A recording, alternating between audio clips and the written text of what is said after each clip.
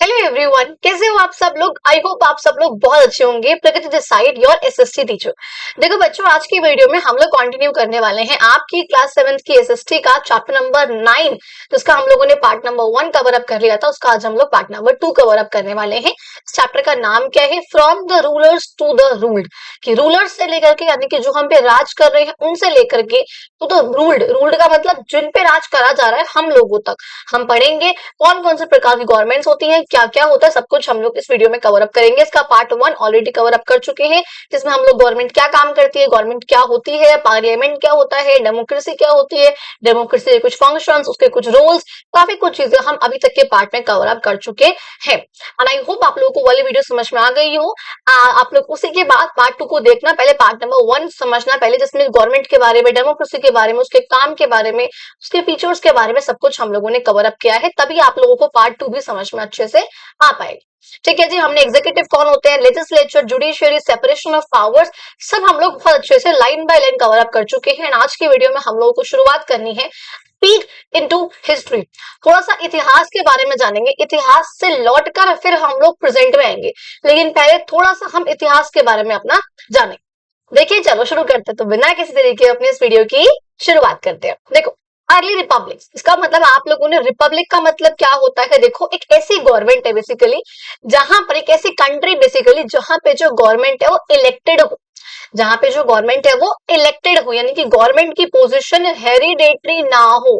Hereditary का मतलब क्या होता है? आप लोगों ने प्रीवियस चैप्टर हमने पढ़ा था, न्यू बिगनिंग्स वाला, जो आपका ये वाला चैप्टर था ना, महाजनपद वाला, न्यू बिगनिंग्स वाला, इसमें हम लोगों ने पढ़ा था हेरिडेटरी का मतलब क्या होता है। चैप्टर नंबर 4 जो था, है ना, उसमें हम लोगों ने देखा था हेरिडेटरी का मतलब होता है जो पापा के बाद बेटा, फिर उसका बेटा, फिर उसका बेटा, ये जो राज्य को संभालते रहते हैं, इसे हम लोग बोलते हैं हेरिडेटरी पोजीशन।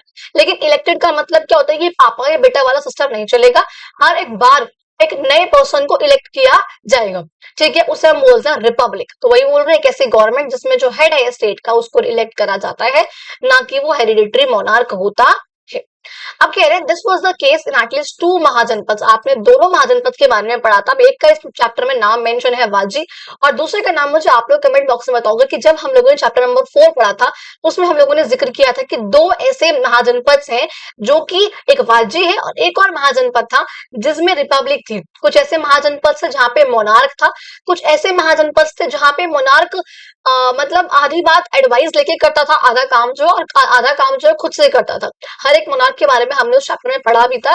एंड उससे, उसी के थ्रू आप लोग मुझे बताओगे वहीं से कि एक तो जो महाजनपद था, जो रिपब्लिक थे, उनका नाम था वाजी, और दूसरे वाले का नाम क्या था, ये आप लोग मुझे कमेंट बॉक्स में बताओगे। ठीक है, जिन बच्चों ने वाली वीडियो देखी है उनको इस बात का आइडिया होगा, उनको पता होगा इस चीज का। चलो कहते हैं, इन 2 महाजनपद में हमने देखा था, हम आपको याद हो, जैसे अगर न्यू बिगनिंग्स वाले चैप्टर में हमने पढ़ा था सिटीज एंड स्टेट्स वाले में, कि एक तो वाजी थी, जिसे व्रजी महाजनपद थे, जो कि लिच्छवी क्लैन के थे। अब क्लैन का मतलब क्या होता है? Group of people. तो वो जो ग्रुप ऑफ पीपल थे, उनका नाम, वो उनका एक कम्युनिटी थी वो, और वो कम्युनिटी क्या थी? वो थी लिच्छवी। ठीक है, तो वो थी इन पर्टिकुलर। और वो क्या प्रैक्टिस करते थे, यानी कि वाजी कॉन्फेडरेसी जो हमने देखा था, जिसके अंदर 12 स्टेट्स थी, 12 किंगडम्स थे छोटे छोटे, उन सब में रिपब्लिक का जो सिस्टम था वो फॉलो किया जाता था। अब रिपब्लिक का सिस्टम फॉलो किए जाने से क्या मतलब है? कि वहां पे जो किंग था ना, वो अपने अकॉर्डिंग काम नहीं करता था, उस किंग को इलेक्ट करा जाता था। उस किंग को, जो वाजी का किंगडम का जो किंग था, उसको इलेक्ट करा जाता था लोगों के द्वारा। इसलिए बोला हुआ है कि वो जो है शुरुआत थी रिपब्लिक्स की, इसलिए यहाँ पे इसका नाम है अर्ली रिपब्लिक्स। कि शुरुआत में ही रिपब्लिक कहाँ पे फॉलो हुआ? महाजनपद में। 2 महाजनपद, एक था वाजी और एक और दूसरा था, इसका नाम आप लोग मुझे कमेंट बॉक्स में बताओगे, कि वो था जहां पे जो राजा था उसको इलेक्ट करा जाता था, हेरिडेटरी पोजीशन पे राजा नहीं था। अच्छा, कहते हैं जिसमें जो सब लोग हैं, ऑब्वियसली बात है, वो कलेक्टिव डिसीजन मेकिंग करते थे। सब जो है लोग बैठ के डिसीजन भी ले रहे हैं, पार्टिसिपेट कर रहे हैं प्रॉपरली। मैंने बोला जो लीडर है वो चूज करा जाएगा मेरिट के बेसिस पे, यानी कि उस लीडर ने क्या काम करा है उसके बेसिस पे हम लीडर को चूज करेंगे, ना कि उसके बर्थ के बेसिस पे, यानी कि उसका राजा का बेटा है या उसका बेटा है तो ये उसको पोस्ट को संभाल लेगा, ऐसा वहां पे नहीं होता था। कहते हैं जो बड़ी बड़ी पोजीशंस थी वो इलेक्शंस के थ्रू फिल की जाती थी। अब रिपब्लिक है तो ऑब्वियसली बात है ऐसा ही होगा। And representatives from various clans met together to address issues and develop solutions. और जो अलग अलग क्लैन के जो रिप्रेजेंटेटिव्स थे, आप लोगों ने पढ़ा हुआ है लास्ट क्लास में इसी की, कि रिप्रेजेंटेटिव्स का मतलब क्या होता है? जो बहुत सारे लोग मिलकर खुद ना राज कर सके, करोड़ों लोग की आबादी है, तो वो जो लोग हैं अपने कुछ रिप्रेजेंटेटिव्स को चूज करें अपने बिहाफ पे, उनके इंटरेस्ट को, उनके वेलफेयर को रिप्रेजेंट करने के लिए, उसे हम उन्हें हम बोलते हैं रिप्रेजेंटेटिव। तो कहते हैं अलग अलग क्लान से ये लोग आते हैं, रेगुलरली मिलते हैं, और जो इश्यूज यहाँ पे चल रहे होते हैं, जिन बातों को समझना होता है, जिन पे डील करना होता है, उन सब पे डील करते हैं, और लोगों का वेलफेयर हो सके उसके लिए कुछ सॉल्यूशंस वगैरह डेवलप करते हैं। एंड एज अ रिजल्ट यही जो स्टेट्स थी वो कहलाई गई अर्ली रिपब्लिक। ये बात समझ में आ गई, ये बात क्लियर हुई यहाँ तक। कहते हैं इंडेड, हालांकि मतलब क्या हुआ, इन फैक्ट फैक्ट वाली बात है ये, the voice of the common people has been valued. उस समय पे ये बात कहने की है कि जो कॉमन लोगों की, हम जैसे जो आम लोग थे, उनकी आवाजों को भी सुना जाता था, उनकी आवाजों की वैल्यू थी उस टाइम पे। Even when the power has in the was in the hands of king और अ क्वीन, चाहे जो पावर है वो किंग के हाथों में हो चाहे क्वीन के हाथों में, लेकिन फिर भी जो कॉमन लोग हैं उनकी बातों को, उनकी आवाज को सुना जाता था। अब इसका एक और एग्जांपल यहाँ पे दिया हुआ है, that is what, Chola period. जब हम लोगों ने चैप्टर नंबर 5 अभी हम कर रहे हैं, पार्ट 3 पे है उसके, पार्ट 4 अभी आएगा कल या परसों में। तो क्या है कि व्हाट वाज दैट, हाँ ठीक है, कि जो चोला पीरियड हम लोगों ने पढ़ा था, जो मौर्याज एम्पायर था, उस मौर्य एम्पायर में हमने कहा था कि पूरा का पूरा इंडियन सब कॉन्टिनेंट था, लेकिन जो बिल्कुल लोअर वाला पार्ट था, ये वाला सदर्न, बिल्कुल साउथ वाला पार्ट था, ये वाला पार्ट मौर्य के एम्पायर में इंक्लूड नहीं था। इसमें कौन कौन थे, चोला थे, चेरास थे और पांड्यास थे। तो ये चोला की बात कर रहे हैं हम, क्योंकि चोला जो है सदर्न किंगडम, सदर्न एरिया के बहुत अच्छे एम्पायर यहाँ पे रहा था, इनका बहुत अच्छा किंगडम जो है इनका रहा था। कहते हैं चोला पीरियड की बात कर रहे हैं, जो कि उत्तरा, यहाँ पे देखो ये आपको दिख रहा है उत्तरा मेरू इंस्क्रिप्शन जो है, यहाँ पे इनका जिक्र करा गया है, और ये 10th सेंचुरी सीई की बात हम कर रहे हैं। अब आई होप आप लोगों को लास्ट क्लास में भी मैंने, जो अभी पार्ट 2 की पार्ट 3 की क्लास हमने ली है चैप्टर नंबर 5 की, वहां मैंने दोबारा से आप लोगों को ये एडी वाला और बीसी वाला कॉन्सेप्ट समझाया है। इस बीसी को मैंने बोला हुआ है, हम लोग बीसीई भी बोलते हैं, बिफोर कॉमन एरा, और एसी को हम लोग बोलते हैं सी, दैट मीन्स कॉमन एरा। तो उसी की बात कर रहे हैं हम लोग। तो ये तमिलनाडु में था चोला पीरियड, आप लोगों को पता है, which provide us details about the election of members to the village sabha. अब देखो चोला पीरियड में वहां पे किस तरीके से जो उत्तरा मेरू इंस्क्रिप्शंस है, इंस्क्रिप्शंस क्या होता है आप लोगों को पता है, ये आपको दिख रहा है किसी भी हार्ड सरफेस पे जो हम लोग कुछ गड़वा कर लिखवाते हैं, उसे हम बोलते हैं, इन हार्ड सरफेसेस को हम बोलते हैं बेटा आपके इंस्क्रिप्शन। तो ये आपको यहाँ पे अच्छे से दिख भी रहा है। कहते हैं इसमें आप लोगों ने पढ़ा है विलेज सभा के इलेक्शन, लोगों की इलेक्शन के बारे में, लोकल जो एडमिनिस्ट्रेटिव बॉडी थी वहां की सभा समिति आप लोगों ने पढ़ा हुआ है न्यू बिगिनिंग्स वाले चैप्टर नंबर 4 में, वहां हमने इसका जिक्र करा हुआ है। अब देखो इस चोला पीरियड में बेसिकली इलेक्शंस कैसे होते हैं, इस चोला पीरियड में इलेक्शंस का प्रोसेस क्या चलता है उसकी बात कर रहे हैं। कहते हैं इसमें आप देखोगे बैलॉट बॉक्सेस भी होते हैं, बैलॉट बॉक्सेस वो भी सील्ड। इसका मतलब क्या है, बैलॉट पेपर होता है एक, क्या होता है, एक बैलॉट पेपर होता है। जैसे आज तो आपकी पता, आपके पास ईवीएम मशीन आ गई है जिससे हम वोट करते हैं, टिक करा, क्लिक करा, उस पर वोट हो गया। पहले बैलॉट पेपर होते थे जो पेड़ों से बनते थे। अब उसमें क्या था कि ऑब्वियसली बात है, पेपर की वेस्टेज बहुत बहुत हो रही थी, ये सब चीजें हो रही थी, उसकी वजह से पेपर को हटाकर ईवीएम की मशीन लाई गई थी। लेकिन बैलॉट पेपर का बेसिकली क्या था, उसमें नाम लिखे होते हैं अलग अलग, जो लीडर्स वगैरह है उसको आपको टिक करना होता है उनके नाम के आगे, तब वो इंसान जो है इलेक्ट हो जाता था। तो कहते हैं ऐसे बैलॉट बॉक्सेस जो है वहां पर थे। अब वो यानी कि उस टाइम पे वो प्रेजेंट थे। मेंबर्स की क्वालिफिकेशन के बारे में जिक्र करा गया इस इंस्क्रिप्शन में, उनकी मेंबर्स की ड्यूटीज क्या होती है, और अगर उनका डिसमिसल करना है, उनको हटाना है, तो कौन सी कंडीशंस चाहिए, किस वजह से उनको हटाया जा सकता है, ये सब का जिक्र जो है इस इंस्क्रिप्शन में दिया गया है, जो कि हम लोग तो पढ़ नहीं पाएंगे बिकॉज लैंग्वेज यहाँ पे ब्राह्मी स्क्रिप्ट का इस्तेमाल करा गया है। ब्राह्मी स्क्रिप्ट क्या होती है, चैप्टर 5 में ऑलरेडी समझा चुकी हूँ कि लैंग्वेज और स्क्रिप्ट क्या होती है, प्राकृत लैंग्वेज, ब्राह्मी, इसलिए बार बार बोल रही हूँ, प्लीज आप लोग सारी ही वीडियोस को देखो जो इससे पहले अपलोडेड है, ताकि आप लोगों को हर एक वीडियो में कुछ ना कुछ नॉलेजेबल चीज जरूर मिलेगी। और एवरी ऑल्टरनेट डे मेरे चैनल पे वीडियोस आती हैं, आप लोगों को पता है, जो बच्चे कंटिन्यूसली देखते हैं वो जानते हैं इस चीज को। एंड एक बच्चा था आयुष, जिनका नाम था, उन्होंने लाइक शाउट आउट देने को कहा था, तो आपका ये नाम ये रहा। तनीषा एक वॉज अ पर्सन, नाम मैं ऑलरेडी ले चुकी हूँ। अभी करंटली एक बच्चा था जिन्होंने बताया था कि मैम काफी कॉन्फिडेंस से वो एग्जाम में गए थे, बिकॉज अच्छे से पढ़ा था उन्होंने, तो वीडियोस के थ्रू। तो मुझे ऐसे कमेंट से बहुत अच्छा लगता है, और ऑब्वियसली दैट काफी मोटिवेटेड फील होता है कि हाँ ठीक है, बच्चे देख रहे हैं, उनको समझ में आ रहा है और किसी काम आ रहा है उनकी। तो इसलिए बोल रही हूँ सारी वीडियोस आप एक बार देख लो, क्या क्या था हर एक वीडियो में, हर एक वीडियो में कुछ ना कुछ चीज आपको काम की जरूर मिलेगी। ठीक है, अब देखो आगे बात करते हैं। कहते हैं अब फॉर एग्जांपल के लिए और क्या क्या मतलब क्या चीजें थी उस इंस्क्रिप्शन में, उसका एग्जांपल दे रखा है भाई कि मेंबर्स को तभी हटा दिया जाएगा अगर देखा कि वो करप्शन में इन्वॉल्व है। अगर हमको अगर दिखा कि भाई जो मेंबर्स हैं सभा के जो लीडर्स वगैरह हैं वो किसी भी तरह के करप्शन में इन्वॉल्व है तो उनको तभी हटा दिया जाएगा। यानी कि ये सब चीजें इलेक्शन में क्या चाहिए होता है, इलेक्शन मेंबर्स का सिलेक्शन कैसे होता है, बैलॉट पेपर क्या होते हैं, डिसमिसल कैसे होगा, ये हर एक चीज जो है चोला पीरियड का जो उत्तरा मेरूर इंस्क्रिप्शन है इसमें जिक्र करा हुआ है। अब देखो कह रहे हैं there were republics in other parts of the world too, सिर्फ इंडिया में ही नहीं बल्कि वर्ल्ड के अलग अलग पार्ट्स में भी रिपब्लिक्स हुआ करते थे। आप देखोगे 5th या 4th सेंचुरी बीसीई, यानी कि बीसी की बात कर रही हूं मैं। अब बीसी कहां पे आएगा आपको पता है, ये रहा 0 तो 1 2 ऐसे करते करते 100 साल आएंगे, फिर ऐसे करते करते 200 साल आएंगे, ऐसे ही करते करते 400 साल आएगा और फिर जो आपका 500 साल आएगा। ये आप लोगों को पता है, कई बार इसका जिक्र मैं कर चुकी हूँ।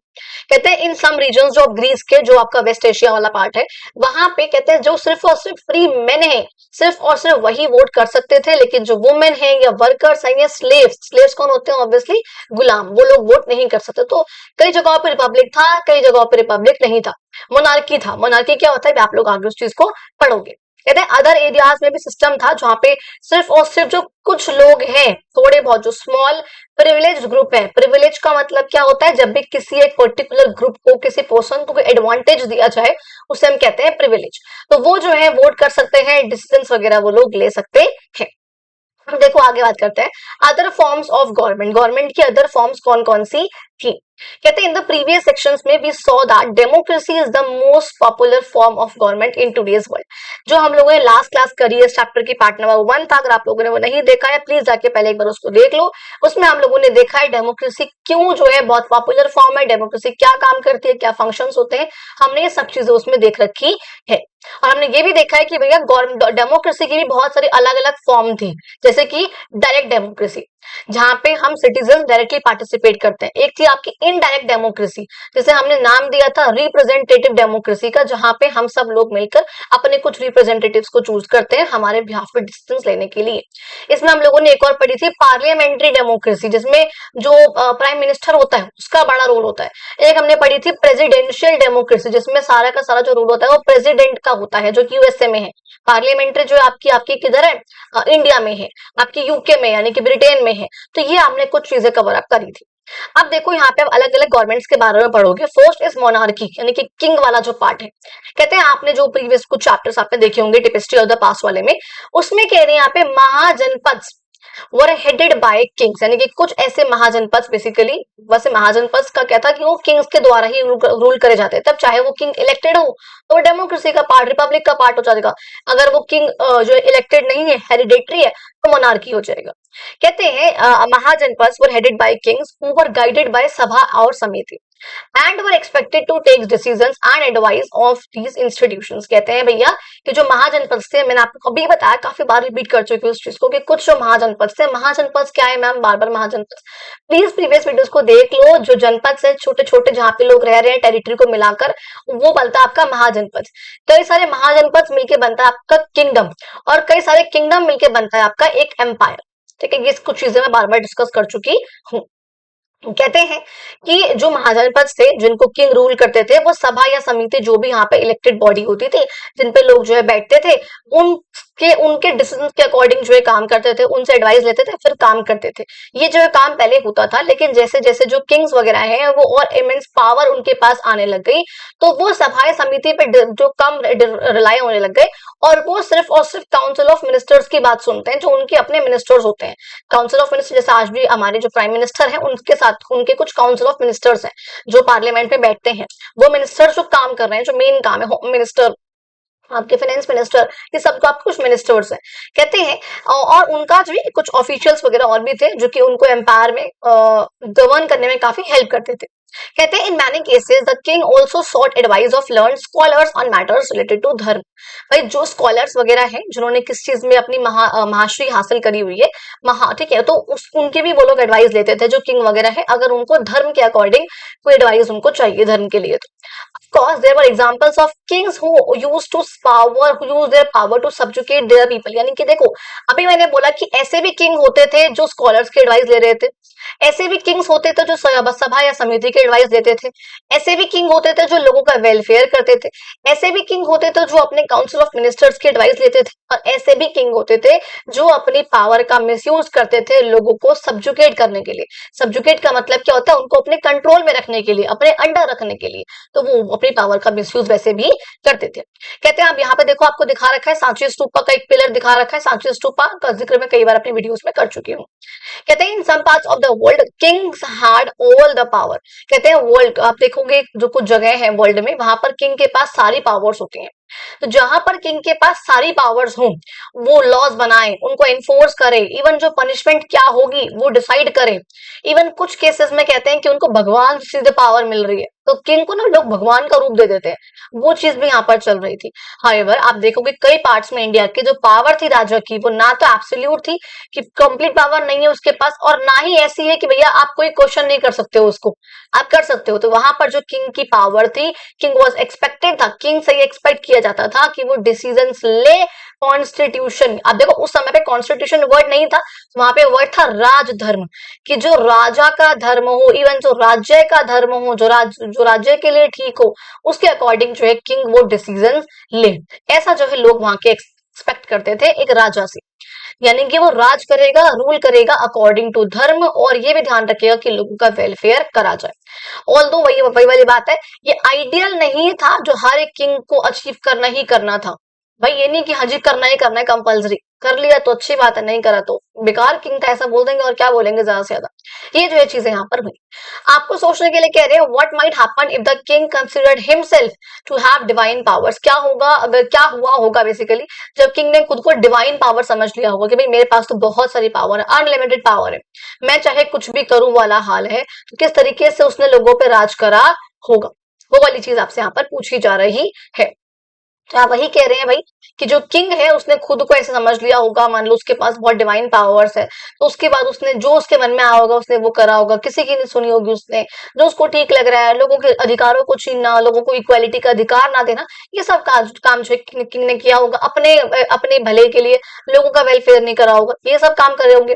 अब देखो ये आपको पिक्चर दिख रही है, फिगर नंबर 9.8 ये जो आपका 17th सेंचुरी का एक राजपूत की मिनिएचर पेंटिंग है, छोटी सी पेंटिंग है, जिसमें उन्होंने ये दिखा रखा है, जो भीष्म पितामह थे हमारे, जो बेड ऑफ एरोज, जो उन्होंने खुद ही अपने एरोज से, अपने तीर कमान से जो पूरा एक बेड बिछा दिया था जिसपे वो लेट गए थे, जिसमें वो लेट कर युधिष्ठिर को ये समझा रहे थे, जिसमें कृष्णा में जो आप देख रहे हो वहां बैठे हुए हैं, उनके उधर जो सर की तरफ वहां पे कृष्णा जी हैं, जो इस मूवमेंट को बहुत ध्यान से देख रहे हैं।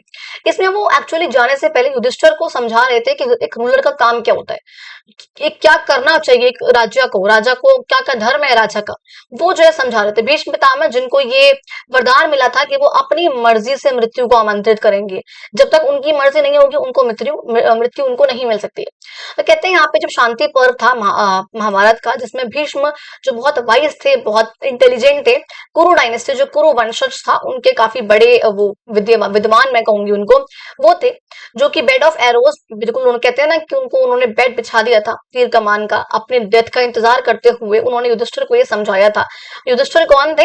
5 पांडव में से जो सबसे बड़े वाले पांडव थे, जिनका नाम था युधिष्ठिर। उन्होंने ये समझाया था ग्रेट लेंथ, यानी कि उन्होंने बेसिकली उनको एक ज्ञान दिया, एक अच्छे तरीके से गवर्नेंस कैसे करना चाहिए, न्याय कैसे करना चाहिए, और एक राजा की रिस्पॉन्सिबिलिटीज क्या होती हैं, एक राजा को क्या काम करना चाहिए, कैसे काम करना चाहिए।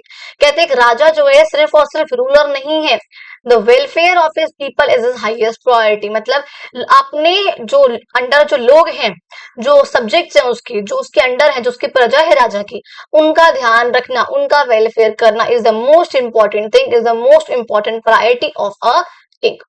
कहते हैं he must apply the law without bias, बिना किसी भेदभाव के, बिना किसी बायसनेस के उसको लॉ को हर एक पर्सन के लिए अप्लाई करना चाहिए, ताकि इक्वालिटी हो सके, हर एक पर्सन इक्वल हो और फेयर तरीके से सब पर वो जो चीज है वो अप्लाई हो सके।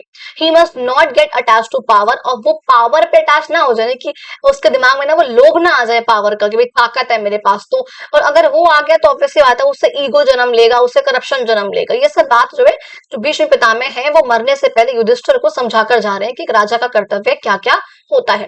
कहते हैं जो एक राजा है उसको गाइडेंस लेनी चाहिए, जो बड़े बड़े एडवाइजर्स जो काफी इंटेलिजेंट है उन सबसे एडवाइस लेनी चाहिए, ये इंश्योर करने के लिए कि भैया जो डिसीजन है वो बहुत अच्छा हो, डिसीजन बेकार ना हो, वेल इन्फॉर्म डिसीजन हो जिसमें सबका व्यू हो, सबका ओपिनियन हो, उसके अकॉर्डिंग जो है वो लिया जाए। और एक राजा को समझना चाहिए जो उसकी अथॉरिटी है, जो उसके पास पावर है, वो टेम्पररी है और वो धर्म से बंधी हुई, यानी कि जो पावर है वो धर्म के अंदर होनी चाहिए।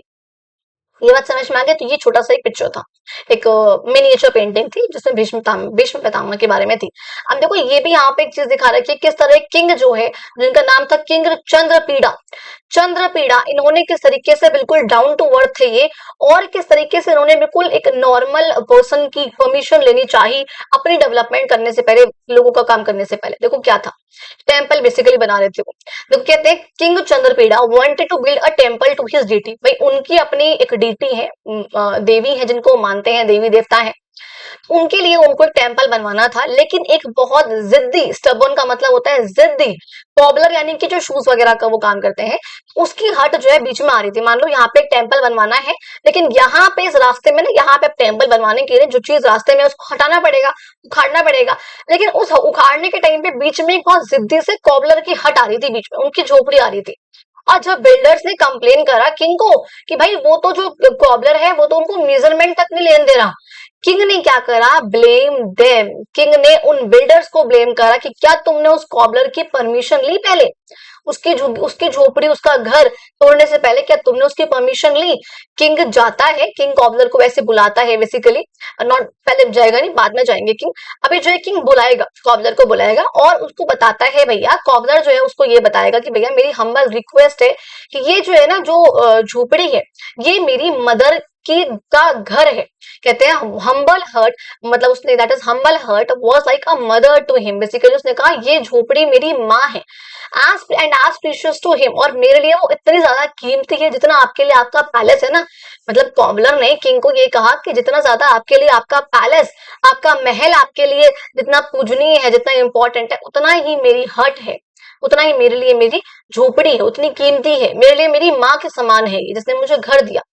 The misery people feel when their homes are forcibly taken away can be described only by a God who has fallen from his celestial car। कहते हैं जो दुख एक पर्सन को होता है जब उससे उसका घर छीन लिया जाता है, बहुत फोर्सेबल तरीके से, फोर्स करके, ये एक भगवान बता सकता है जब उससे उसकी हेवन में जो कार चलती है ना, सेलेस्टियल कार का मतलब होता है जो हेवन में चलती है, स्वर्ग की कार जो होती है, स्वर्ग की गाड़ी जो भी है उनकी, अगर वो मुझसे गिर जाए तो, या फिर अगर एक राजा अपना किंगडम खो दे, उतना दुख होगा अगर किसी भी एक नॉर्मल पर्सन को उसके घर से दूर कर दिया जाए तो।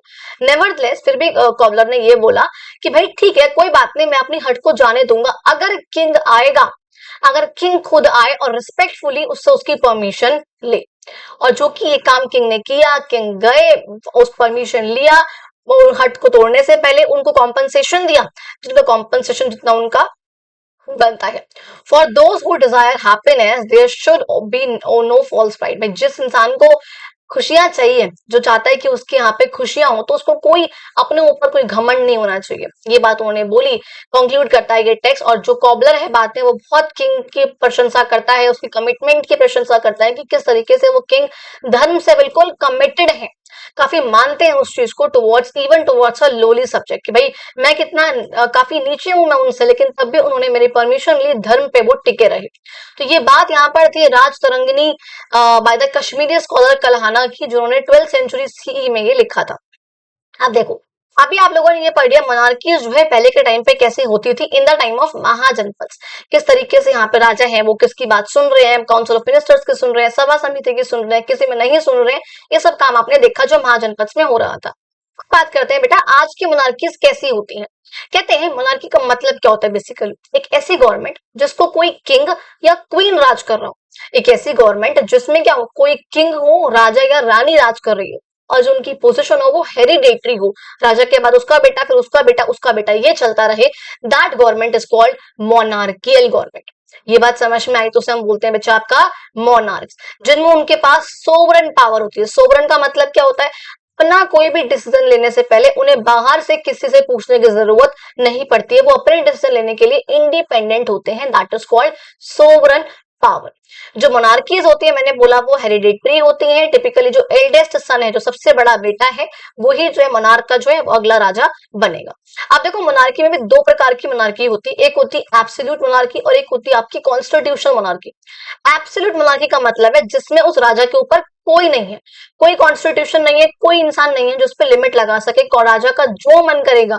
मोनार्क यहाँ पर किंग भी हो सकता है और वो यहाँ पर क्वीन भी हो सकता है। कोई जिस अभी जो है कुछ टाइम पहले तक जब तक एलिजाबेथ थी तब तक ब्रिटेन की रानी जो है एलिजाबेथ थी, क्वीन वहां की वो थी, अब तो वो नहीं है। अच्छा अब वहां के कौन, अब वहां के किंग है, और किंग कौन है ब्रिटेन के, उनका नाम क्या है आपका, चार्ल्स, चार्ल्स थर्ड। आपको पिक्चर भी है नीचे उसमें दिखाऊंगी अभी, चार्ल्स थर्ड, ठीक है, ये ऐसे करके जो है उनका नाम है। अब वहां के किंग है, तो कहते हैं उनका जो है कंप्लीट कंट्रोल होता है इन ऑल। तो वहां मैं अभी सिर्फ आपको नाम बताया मैंने किंग का, लेकिन जो ब्रिटेन है वहां पे एब्सोल्यूट मोनार्की नहीं है, वहां पे कॉन्स्टिट्यूशनल वाली है, आगे देखोगे। मैं बोल रही हूँ भाई यहाँ पे जो एब्सोल्यूट मोनार्की होती है, राजा का जो किंग है उसका कंप्लीट कंट्रोल होता है लॉस को बनाने में, ये इंश्योर करने में कि उनको फॉलो करा जाए, और एजुकेट करने में। एजुकेट का मतलब क्या होता है भैया, अगर हमें किसी भी केस को जज करना है वो सही है नहीं है जो भी चीज है उसे हम बोलते हैं एजुकेट करना। सऊदी अरेबिया इसका काफी अच्छा एग्जाम्पल है जिसमें एब्सोल्यूट मोनार्की है, वहां पे किंग है, किंग के पास सारी पावर्स है, और वो अपने इस्लामिक लॉ, जो मुस्लिम्स का लॉ है, इस्लामिक लॉ है, उसके अकॉर्डिंग अपनी कंट्री पे राज करता है।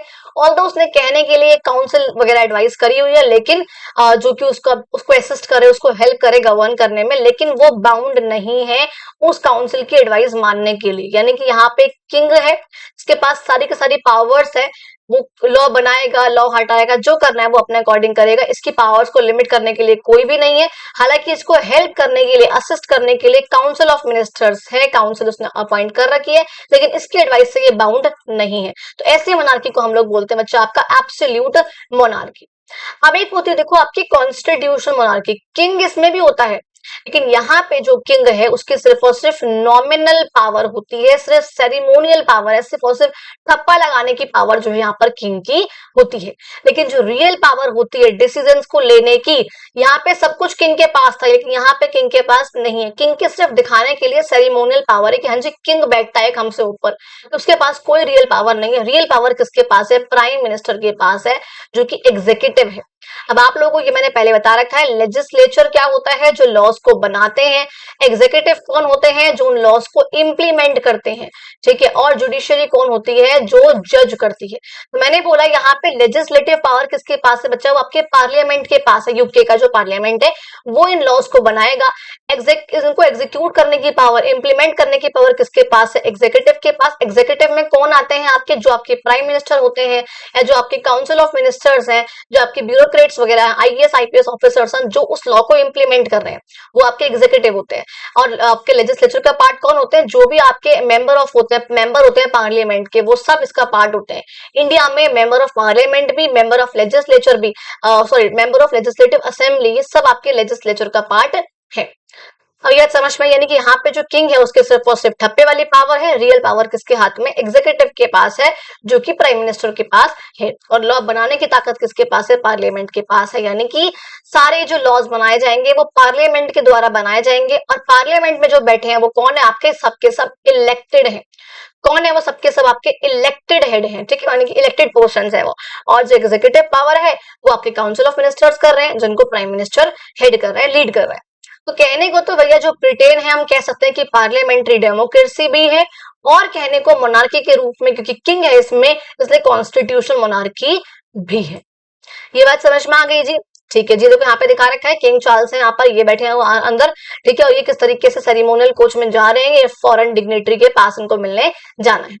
नेक्स्ट देखो, नेक्स्ट फॉर्म ऑफ गवर्नमेंट जो है वो आपकी है थियोक्रेसी। इसका मतलब क्या होता है, जहां पर भी थियो वर्ड आए, थियो मीन्स रिलीजन, ठीक है। जो कह रहे हैं एक ऐसी गवर्नमेंट जिसमें जो कंट्री है वो रूल करी जाए किसी रिलीजन के द्वारा, या फिर कुछ रिलीजियस लीडर्स के द्वारा, रिलीजन के द्वारा, जो रिलीजन के रूल्स है उनके द्वारा, और कुछ रिलीजियस लीडर्स के द्वारा, कि भाई ये जो रिलीजन है वो ऑफिशियल रिलीजन है, इसी के लोग जो है कंट्री को रूल करेंगे बेसिकली। जैसे आपका ईरान में होता है, एग्जांपल के तौर पे कहाँ पे होता है, ईरान में होता है। तो अगर आप लोगों से अलग अलग, क्योंकि आपसे मैच द फॉलोइंग में, क्या पता आपका टीचर अगर मुझ जैसा हो तो वो जरूर पूछ सकता है, बिकॉज इतना डिटेल में पढ़ रहे हैं तो जरूर पूछेगी टीचर कि एब्सोल्यूट मोनार्की का एग्जांपल कौन है आपका, सऊदी अरेबिया।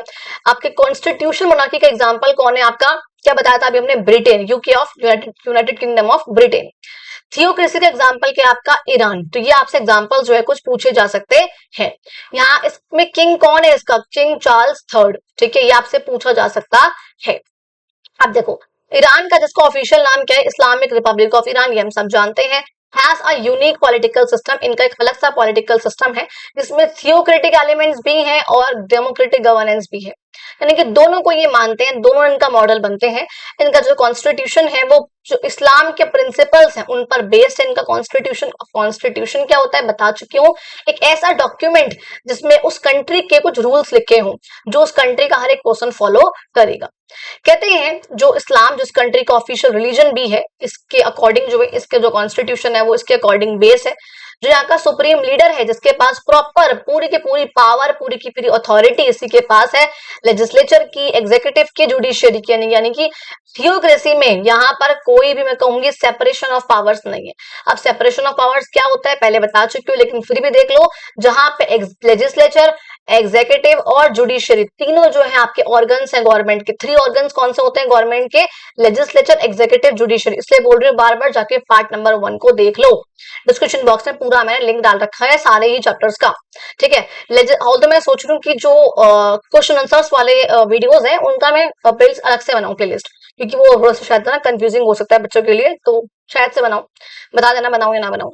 अच्छा, कहते हैं लेजिस्लेचर, एग्जीक्यूटिव और जुडिशियरी ये सब आपस में इंडिपेंडेंट हो और सेपरेटेड हो, कोई भी एक दूसरे पर डिपेंड ना हो, किसी एक का काम दूसरा इंसान, दूसरा पर्सन, दूसरी बॉडी ना करे, सबके पास अपनी अलग अलग पावर्स हैं, कोई भी एक ऑर्गन के पास सारी की सारी पावर्स ना हो, इससे हम लोग बोलते हैं आपका सेपरेशन ऑफ पावर्स। तो वो जो है तो वो तो यहाँ पे है नहीं थियोक्रेसी में, क्योंकि सारी की सारी जो पावर है हम किसके पास में है, इस सुप्रीम लीडर के पास है, जो कि उस कंट्री का रिलीजियस लीडर होगा, ठीक है। कह रहे हैं अब ये जो है भैया, अब जो सुप्रीम लीडर है जिसके पास पूरा का पूरा कंट्रोल है, वो किसी इलेक्शन से नहीं आ रहा, बल्कि कह रहे हैं उसको सिलेक्ट करा जाता है by a group of Islamic clerics. Clerics कौन होते हैं, जो पुजारी वगैरह हैं किसी भी, या फिर बहुत बड़ा कोई रिलीजियस लीडर्स वगैरह है, उनके द्वारा जो है इस लीडर को चुना जाता है, जो कि ये तीनों ही काम करता है, लेजिस्लेचर का भी, एग्जीक्यूटिव का भी और जुडिशियरी का भी।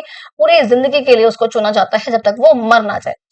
ऑल्सो यहाँ पे देखो कहने को एक इलेक्टेड प्रेसिडेंट भी होता है, तभी तो नाम लिया ना यहाँ पे कि डेमोक्रेसी का भी थोड़ा बहुत यहाँ पे रोल है, कहने को कुछ सिर्फ कहने को, एक्चुअल में नहीं है। एक पार्लियामेंट भी है ऑब्वियसली, जो कि गवर्नेंस का काफी ध्यान रखता है, लेकिन भाई बोल रही हूँ जो इसका इंटेंशन है इस रिपब्लिक का वो यही है, एक ऐसे सोसाइटी बनाना जो कि इस्लामिक नॉर्म्स पे, इस्लाम के, मुस्लिम के रूल्स वगैरह पे वो चल सके। कहते हैं और भी यहाँ पे कुछ थियोक्रेसीज वगैरह हैं, बेसिकली वो ऐसे कंट्रीज जहां पे रिलीजन या रिलीजियस लीडर्स उनका रूल चलता। अफगानिस्तान भी है, वेटिकन सिटी जो कि बिल्कुल स्मॉलेस्ट सिटी है वर्ल्ड की, वो यहाँ पर इसमें इन्वॉल्व है। अब देखो next form of government is dictatorship. इसका मतलब क्या होता है, डिक्टेटरशिप एक ऐसी गवर्नमेंट है, देखो मोनार्की में किंग या क्वीन था, नाम से है कि जहां पर भी किंग या क्वीन है, समझ जाओ मोनार्की की बात करी जा रही है, जिसमें जो पोजीशन है वो हेरिडेटरी होती है। लेकिन जहां पर किसी किंग या क्वीन के पास पावर ना हो, बल्कि एक पर्सन या फिर कुछ बहुत पावरफुल ग्रुप ऑफ पर्संस के पास पावर हो, उसे हम सिंपली बोलते हैं डिक्टेटरशिप। उनकी पावर के ऊपर भी लिमिट लगाने के लिए कोई नहीं होता, जैसे मोनार्की की लिमिट लगाने, मोनार्की के ऊपर लिमिट लगाने के लिए कोई नहीं था, ऐसे ही इसके पावर के ऊपर भी लिमिट लगाने के लिए कोई भी नहीं होता। एग्जांपल आप लोगों को पता होगा, यहाँ पे समझ गए होंगे अभी तक आप लोग, नॉर्थ कोरिया, किम जोंग, मैंने पहले भी नाम लिया हुआ है इसका, हर जगह इसी की फोटो है, कहीं भी जाओ, कहीं भी चलो कोरिया में, उनके बच्चों, उनके वहां के लोगों के पास कोई इक्वलिटी का अधिकार नहीं है, फ्रीडम का अधिकार नहीं है, फंडामेंटल राइट्स वगैरह वहां पे नहीं होते हैं लोगों के पास।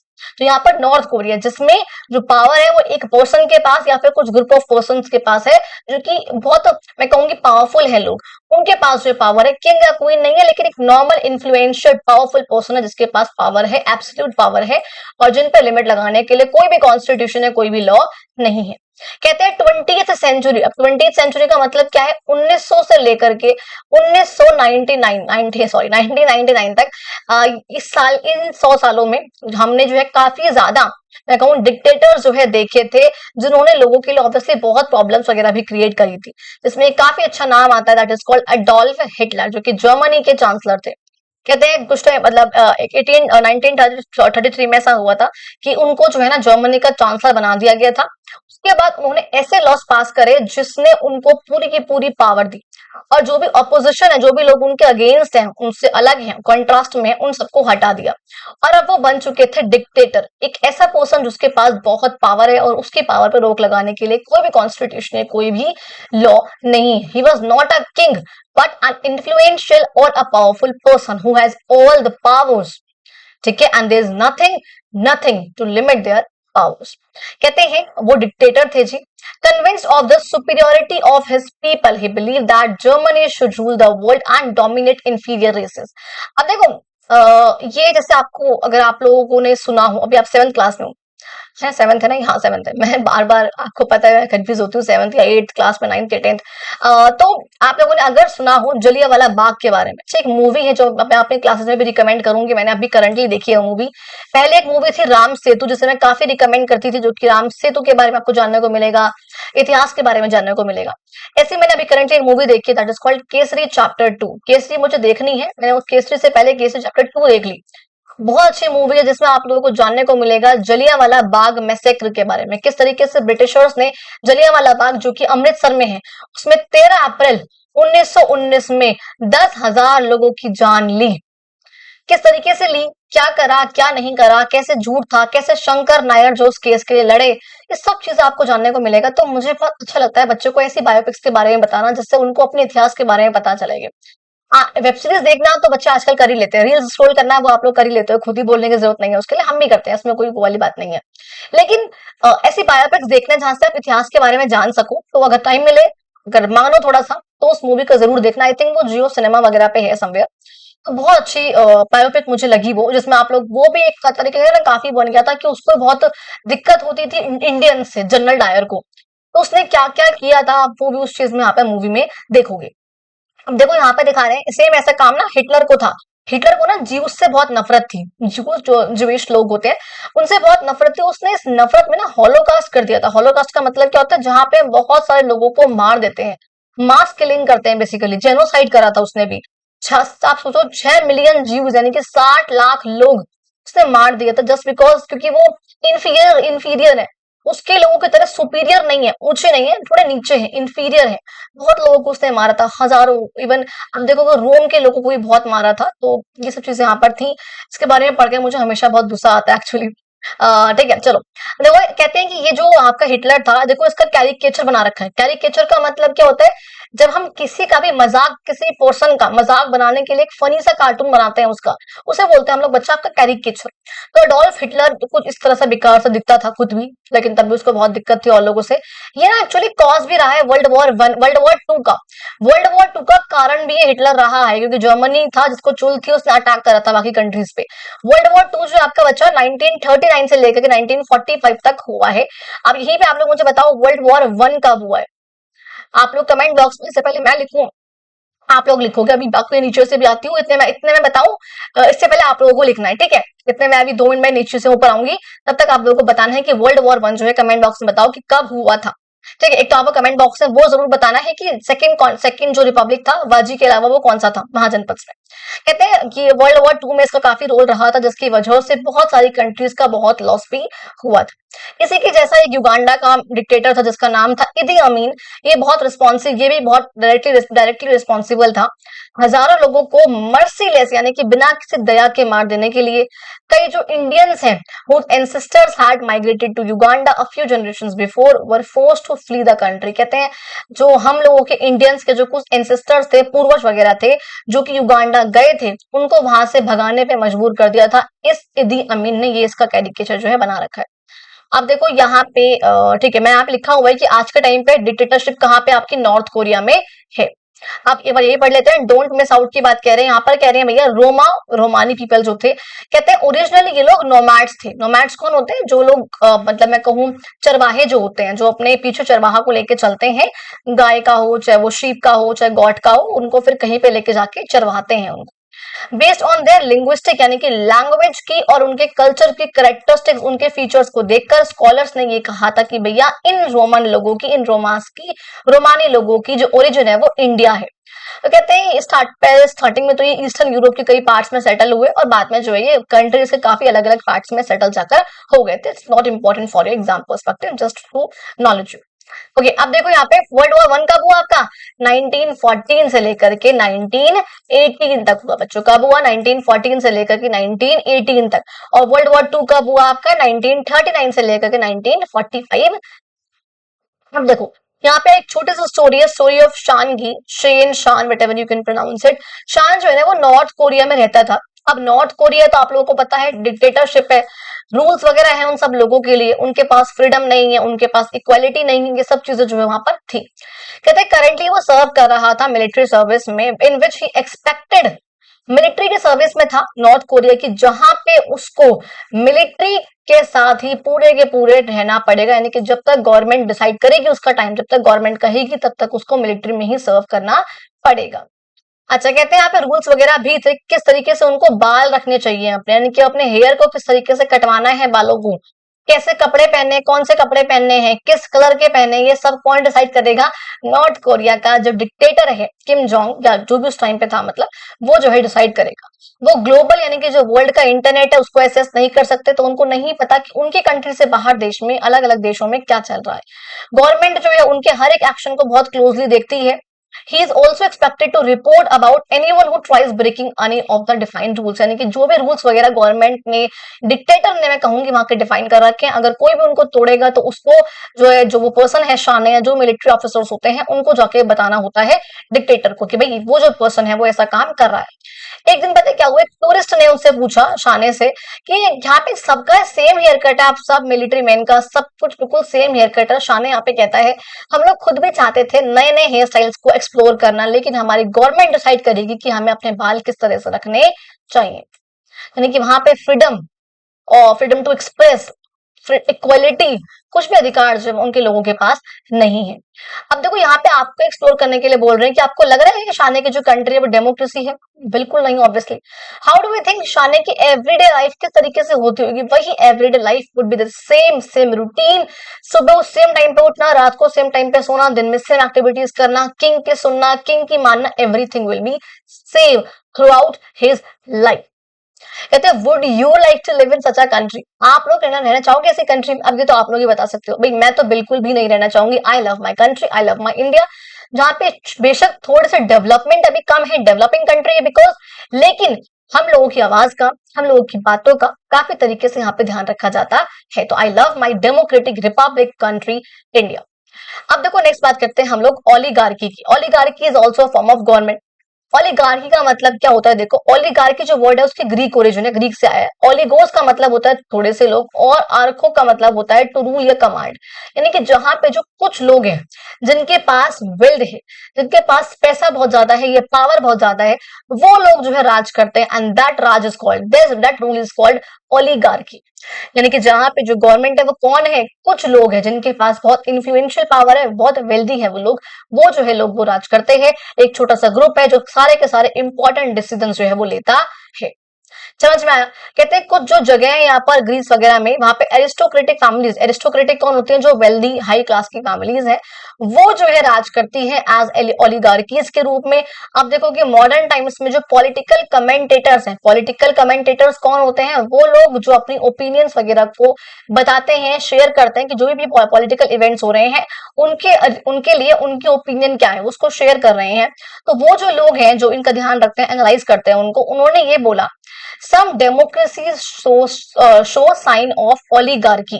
भाई जो कुछ डेमोक्रेसी है, उन लोगों ने बोला, उन कमेंटेटर्स ने, कि इवन जो कुछ डेमोक्रेसी है वो भी ओलिगार्की के कुछ साइंस तो शो करती ही करती हैं, जिसमें कुछ पॉलिटिशियंस के पास या फिर जो वेल्दी बिजनेस लोग हैं उनके पास अच्छी खासी पावर होती है, अच्छा खासा उनका इन्फ्लुएंस होता है गवर्नेंस में। यानी कि उसने बोला कि डेमोक्रेसीज में भी ओलिगार्की होती है, जहां पे डेमोक्रेसी में जिन लोगों के पास पावर आ गई है तो वो अपने पावर का मिसयूज करते हैं। डेमोक्रेसी में भी ऐसा होता है कि कुछ लोग जो पैसे वाले हैं, जिनके पास बहुत पॉलिटिकल या फिर वेल्दी पावर है, वो लोग अपनी पावर का मिसयूज करते हैं, ऐसा होता है। ये डेमोक्रेसी में होता है, लेकिन जो कि ओलिगार्की की तरफ उस डेमोक्रेसी को लेके जाता है। अब देखो यहाँ पे आपको एक पिक्चर दिखा रखी है जिसमें आपको दिख रहा है, ये एक बार जूम करके देखो अपनी बुक्स वगैरह में, अगर आप लोग के पास बुक है सामने तो। अभी यहाँ देखो दिखा रखा है पीपल एंट्रेंस, लोगों की एंट्रेंस जिसको बंद कर रखा है क्लोज। ये एक सेनेट है, देखिए यहाँ पे पार्लियामेंट वगैरह, यहाँ पे मीटिंग वगैरह हो रही है उनकी। और ये देखो एंट्रेंस फॉर मोनोपोलिस्ट। मोनोपोलिस्ट कौन है? जिसके पास पावर है, सोल पावर जिसके पास है। ये देखो ये जो मोटे मोटे लोग हैं, अच्छे खासे खूब खाते कमाते खूब पैसे वाले लोग हैं, इनके पास देखो पावर कितनी ज्यादा है कि सब लोग कितने मोटे और बड़े हैं जो यहाँ पे खड़े हुए हैं।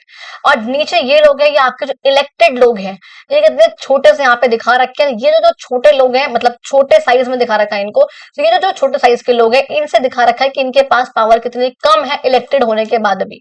और ये जो लोग हैं, जो पैसे वाले हैं, जो इन्फ्लुएंशियल हैं, जो वेल्दी है, इनकी यहाँ पर पावर दिखा रखी है इनके मोटापे से और इनके साइज से, कि ये जो है कितना ज्यादा है।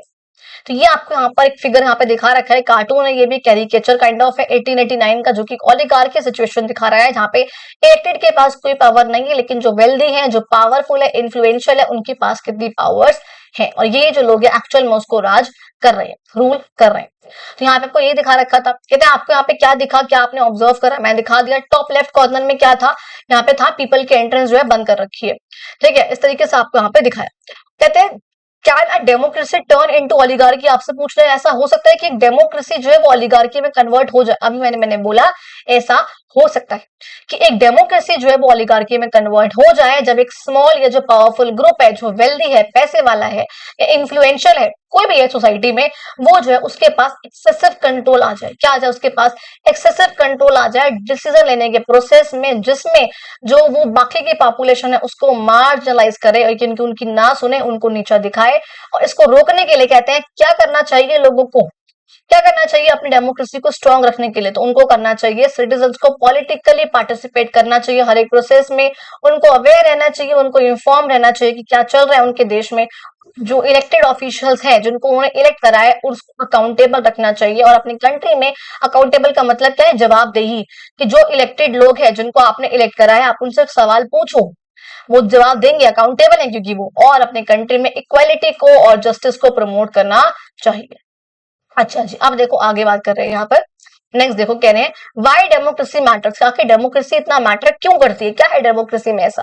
कहते हैं these different types of government show that democracy. अब आपने इन सब गवर्नमेंट का देख लिया। डिक्टेटरशिप में आपने देखा, यहाँ पे देखो दिखा रखा है आपको, यहाँ पे कुछ कैरेक्टरिस्टिक्स लिखी हुई है। और डेमोक्रेसी में कैसा होता है, डिक्टेटरशिप में कैसा होता है, मोनार्की में कैसा, एब्सोल्यूट वाली मोनार्की में कैसा होता है, ओलिगार्की में कैसा होता है, आपको यहाँ पे बताना है। अब देखो यूनिवर्सल अडल्ट फ्रेंचाइज, इसका मतलब क्या होता है? जहाँ पे एक सर्टेन एज पे पहुंचने के बाद आप सबके पास वोट करने का अधिकार है। नो मैटर आपकी हाइट कैसी है, नो मैटर आप काले हो या गोरे हो, नो मैटर आप पैसे वाले हो या गरीब हो, सबके पास वोट करने का अधिकार है। That is called universal. सबके पास अडल्ट एक एज पे पहुंचने के बाद वोट करने का अधिकार होना। डेमोक्रेसी में है ऐसा? बिल्कुल है। डिक्टेटरशिप में है? नहीं है ही नहीं, कहां से होगा? वहां पे तो ऐसा कुछ भी नहीं है। एब्सोल्यूट मोनार्की में है? नहीं है। और ओलिगार्की में है? नहीं है। देखो इसकी पावर लो हो गई है, और इससे पहले ये खत्म हो, इट्स जस्ट 10 मिनट चल पाएगा ये, फटाफट हम चैप्टर कंप्लीट करते हैं। इक्वालिटी है डेमोक्रेसी में? बिल्कुल है। डिक्टेटरशिप है? नहीं है वहां पे। मोनार्की में है? नहीं है। ओलिगार्की में है? नहीं है। जो स्पीच की फ्रीडम है इन लोगों के पास है, बाकी इन सब में से किसी के पास नहीं है। सब वही कहेंगे जो इन्फ्लुएंशियल लोग बोलेंगे, या फिर जो इनका किंग बोलेगा, जो इनका किंग इक्वालिटी देगा ही नहीं किसी को। यहाँ पे जो ओलिगार्की है, यहाँ पे तो जो लोग बड़े हैं उनके पास पावर है, स्पीच है। यहाँ सेपरेशन ऑफ पावर्स भी नहीं है। डिक्टेटर के पास, किंग के पास, इन्फ्लुएंशियल लोगों के पास सारी पावर्स है। क्या वेलबींग, लोग यहाँ पे खुश रहेंगे या हरे भरे पैसों से भरपूर रहेंगे? यहाँ पर बिल्कुल नहीं रहेंगे। सब पावर जो है, पावरफुल लोग जो है, मोनार्की में किंग है, उन सबके पास होगी। और separation of power, prosperity, wellbeing, ये सब चीज डेमोक्रेसी में है। इससे हमें साफ दिखता है कि डेमोक्रेसी जो है बाकी अदर फॉर्म ऑफ गवर्नमेंट से काफी बेटर है। ये हम देख चुके हैं यहाँ पे। अब देखो यहाँ पे आपको एक्सप्लोर करने के लिए बोल रहे हैं, आपने बेसिक कैरेक्टरिस्टिक्स वगैरह ये देख लिए वेरियस फॉर्म की, तो आपको अपनी क्लास में एक छोटा सा रोल प्ले वगैरह करना है, जहाँ पे आप अपनी क्लास में एक बार डेमोक्रेसी को इनेक्ट करके देखो, एक बार आप लोग मोनार्की को इनेक्ट करके देखो, एक बार आप लोग डिक्टेटरशिप को इनेक्ट करके देखो, और फिर आप देखो कि आपको सबसे सुटेबल फॉर्म ऑफ गवर्नमेंट जो है कौन सी लगी है। अब देखो आपने अलग अलग फॉर्म्स ऑफ गवर्नमेंट के बारे में पढ़ लिया है, और किस तरीके से गवर्नमेंट लोगों की जिंदगी को डिफाइन करती है। डिक्टेटरशिप में कैसी होगी उनकी जिंदगी, डेमोक्रेसी में उनकी जिंदगी कैसी होगी, मोनार्की में कैसी होगी, आपने सब कुछ देख लिया है। आपने देखा है प्रीवियस टेबल में भी कि किस तरीके से लोगों की चॉइस का, अधिकारों का किस तरीके से यहाँ पे वायलेशन भी होता है अलग अलग फॉर्म्स ऑफ गवर्नमेंट में, लेकिन डेमोक्रेसी में ऐसा नहीं होता है।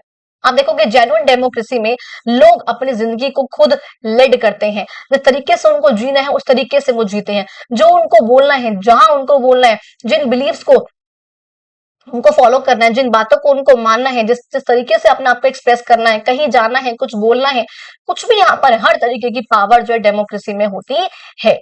लेकिन आपके पास पावर तब तक है जब तक वो किसी और के अधिकारों को उल्लंघन ना करे। आप ये मत कहो कि मेरे पास पावर है किसी को चांटा मारने की, इससे उसके अधिकारों का तो उल्लंघन हो रहा है ना, तो वो पावर नहीं है आपके पास, ठीक है। लेकिन आपके वैसे अपनी पावर आपके पास है, अधिकार आपके पास है। कहते हैं एक डेमोक्रेटिक गवर्नमेंट में लोग अपनी गवर्नमेंट को खुद चूज करते हैं, गवर्नमेंट अकाउंटेबल होती है लोगों के अधिकारों को प्रोटेक्ट करने के लिए, और फिर उन लोगों को क्योंकि अकाउंटेबल है वो, तो उनको जो बेसिक नीड्स उनको चाहिए वो सभी गवर्नमेंट प्रोवाइड करेगी। और अगर गवर्नमेंट ये जो फंक्शन है वो नहीं करती है तो लोग अगली बार उस गवर्नमेंट को इलेक्ट ही नहीं करेंगे। हर 5 साल बाद आपको पता है इलेक्शन होते हैं, हर 5 साल बाद इलेक्शन होते हैं। तो अगर इस बार गवर्नमेंट ने काम नहीं करा है, अगली बार वो उस गवर्नमेंट को इलेक्ट ही नहीं करेंगे लोग। इससे क्या होता है, कॉन्स्टेंट यानी कि कॉन्टिन्यूसली चेक बना रहता है कि गवर्नमेंट क्या काम कर रही है, किस तरीके से कर रहे हैं, और इसी तरीके से गवर्नमेंट भी लोगों के वेलबींग पे ध्यान देती है। उसको पता है कि उसने काम नहीं करा तो अगली बार वो पावर में नहीं आ पाएगी। हमारी कंट्री डेमोक्रेसी है, और अब अभी तक हमने डेमोक्रेसी के बहुत सारे फीचर्स जो है देख लिए हैं। It is therefore no wonder that more than half of the countries in the world have adopted democracy and democratic forms of government. हम कह रहे हैं हमारे वर्ल्ड की आधे से ज्यादा कंट्रीज ने क्या करा है, डेमोक्रेसी को, डेमोक्रेटिक गवर्नमेंट्स को अडॉप्ट कर लिया है। इसकी डेमोक्रेसी की अच्छाइयों को जानते हुए बहुत सारी कंट्री लड़ाई करी है, इंक्लूडिंग इंडिया, डेमोक्रेसी को पाने के लिए, वरना उनके यहाँ पहले मोनार्की हुआ करती थी of Britishers, of Mughals etcetera. कहते हैं it is important to keep in mind, अब ये भी आपको ध्यान में रखना है कि जो डेमोक्रेसीज है, हालांकि उसमें भी प्रॉब्लम्स होती हैं, ऐसी बात नहीं है कि डेमोक्रेसी है तो आपके यहाँ पे कोई भी प्रॉब्लम नहीं होगी। आपको पता है हमारी कंट्री में खुद करप्शन है, वेल्थ में डिस्पैरिटी है, यानी कि किसी के पास बहुत पैसा है, किसी के पास पैसा नहीं है, तो इनइक्वालिटी है यहाँ पर भी। कुछ डेमोक्रेटिक इंस्टीट्यूशंस पे कहते हैं ना एक्सेसिव कंट्रोल है कुछ लोगों का, कुछ इंस्टीट्यूशंस पे बहुत ज्यादा कंट्रोल है, पैसे की वजह से उनका भी कंट्रोल है। जुडिशरी का जो इंडिपेंडेंस है, जो हमारे जजेस हैं वो इंडिपेंडेंट है, उस पर भी थोड़ा बहुत इरोजन होता है, वो भी कहीं ना कहीं से गड़बड़ाए हुए हैं, बट कंप्लीटली इंडिपेंडेंट नहीं है, थोड़ा बहुत है वहां पर भी। मैनिपुलेशन ऑफ इंफॉर्मेशन चैनल्स, भाई कई बार क्या होता है कि जो मीडिया वगैरह है उनको भी पैसे खिला के उनकी बातों को, उनकी इंफॉर्मेशन को मैनिपुलेट कर दिया जाता है, अपने अकॉर्डिंग चेंज कर दिया जाता है। ये सब कई सारे चेंजेस जो है, करप्शन जैसे चेंजेस, इनइक्वालिटी, ये सब जो है प्रॉब्लम्स हमारे डेमोक्रेसी में है। देखो एक बात है, वो पहले की आई थिंक नाइन्थ क्लास की बुक में है ऐसा, डेमोक्रेसी है इसका मतलब ये नहीं है कि करप्शन या पॉवर्टी कंप्लीट तरीके से हट जाएगी, ऐसा बिल्कुल नहीं। अभी तक ऐसा नहीं हुआ है कि डेमोक्रेसी होगा तो ये नहीं होगा। हाँ ये होगा कि अगर मोनार्की वगैरह है तो ये बिल्कुल नहीं हटेगी, लेकिन डेमोक्रेसी में ये काफी हद तक कम हो जाती है। लेकिन ये मत कहो कि डेमोक्रेसी है मतलब ये सब होना ही नहीं चाहिए, है ये सब इंक्लूड मतलब इन्वॉल्व रहता है, ये सब चीजें हैं, प्रॉब्लम्स हमारे पास। तो कहते हैं कुछ और भी यहाँ पर चीजें हैं, कुछ और हर्डल्स वगैरह हैं, लेकिन अभी डेमोक्रेसी को, उन आइडियल्स को अचीव करने के लिए अभी हमें काफी थोड़ा और भी आगे जाना है, प्रैक्टिस करनी है, काम करना है। इंडिविजुअल्स के रूप में हम क्या कर सकते हैं, सोसाइटी के लिए क्या कर सकते हैं, विजिलेंट हम कैसे रह सकते हैं। विजिलेंट का मतलब है अवेयर रहना, ताकि कोई प्रॉब्लम जो है ना हो सके। हम वो सब काम कैसे कर सकते हैं, किस तरीके से हम इन इश्यूज को, इन हर्डल्स को, इन प्रॉब्लम्स को कम से कम कर सकते हैं, वो सब चीजें यहाँ पर मेंशन है। आपको देखना होगा आप कैसे करोगे, कैसे नहीं करोगे, आपको अपना पर्सपेक्टिव जो देना होगा। मतलब वो कह रहे हैं बिफोर वी मूव ऑन, इससे पहले हम लोग आगे बढ़े, आप लोगों ने ये सब चीज देख लिया कि गवर्नमेंट का कितना अच्छा रोल होता है कंट्री को चलाने में। अलग अलग प्रकार की गवर्नमेंट होती है, गवर्नमेंट जो है किस तरीके से बन रही है, कौन डिसाइड कर रहा है गवर्नमेंट कौन होगी, कौन कौन से पार्ट्स है गवर्नमेंट की, हमने पार्ट 1 में कवर अप करा था। ये सब चीजें आपको हमने देखा। जो मोस्ट पॉपुलर गवर्नमेंट है वो कौन सी, आपको पता है, डेमोक्रेसी है। डेमोक्रेसी में वेरिएशंस भी है, वेरिएशन कौन कौन सी है, 2 प्रकार की डेमोक्रेसी होती है। एक होती है डायरेक्ट डेमोक्रेसी, जो कि आपको पता है स्विट्जरलैंड में काफी फॉलो होती है, और इंडिया में वो सिर्फ और सिर्फ ग्राम सभा में है, जहाँ पे जो लोग हैं वो खुद बैठ कर डिसीजन लेते हैं। वरना हर जगह पे क्या आपकी रिप्रेजेंटेटिव यानी कि इनडायरेक्ट डेमोक्रेसी है, जहाँ पे लोग अपने रिप्रेजेंटेटिव्स को चूज करते हैं। हमने बोला 2 तरह की रिप्रेजेंटेटिव डेमोक्रेसी भी होती है, जिसमें एक होती है प्रेसिडेंशियल, एक होती है पार्लियामेंट्री। हम समझ चुके हैं इंडिया जो है पार्लियामेंट्री है, यूएसए जो है वो प्रेसिडेंशियल है। और भी हमने अलग अलग प्रकार की गवर्नमेंट के बारे में जिक्र करा, चाहे मोनार्की है, थियोक्रेसी, डिक्टेटरशिप, ओलिगार्की।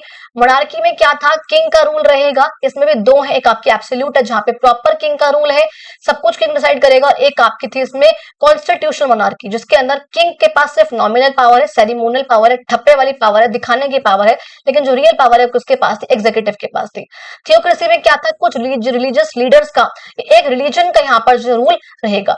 डिक्टेटरशिप में क्या था, जिसमें हमने देखा था एक पावरफुल पर्सन है, उसका या ग्रुप ऑफ पर्सन है उसका यहाँ पे राज रहेगा। और ओलिगार्की में क्या था, इन्फ्लुएंशियल लोग हैं, पावरफुल लोग हैं, वेल्दी लोग हैं, वो ग्रुप है तो वो यहाँ पे उनका राज रहेगा।